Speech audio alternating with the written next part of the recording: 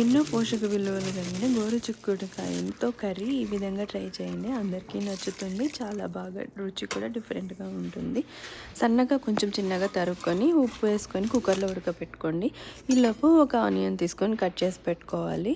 Cut చేసి పెట్టుకున్న ఆనియన్స్ని కడాయిలోకి మామూలు మనకు తెలిసింది ఆయిల్ వేసి ఆవాలు అవన్నీ వేసి ఆనియన్స్ వేసి వేగనివ్వాలి. ఈలోపు కుక్కర్లో మన చిక్కుడుకాయ ఉడికిపోయి ఉంటుంది.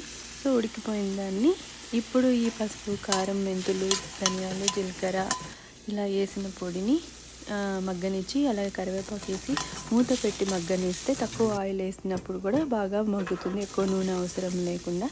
దీంట్లోకి ఇప్పుడు మనం ఉడకబెట్టుకున్న గోరుచిక్కుడుకాయని వేసి బాగా కలిపి ఈలోపు ఒక ప్లేట్లోకి ఎండు కొబ్బరి తురుము, ఎండు పుట్నాల పప్పు తీసుకొని దాంట్లోకి వెల్లుల్లి రెబ్బలు కూడా వేసి మిక్సీ వేసి పొడి చేసుకోవాలి. కొంచెం మరీ ఫైన్ పౌడర్ కాకుండా కొంచెం పలుకున్నట్టు పౌడర్ చేసుకొని ఆ పౌడర్ కలుపుకొని ఒక 2 నిమిషాలు మగ్గనిస్తే కర్రీ రెడీ అయిపోయినట్టే. ఇలా ట్రై చేయండి, అందరికీ నచ్చుతుంది. Please subscribe. Thank you for watching.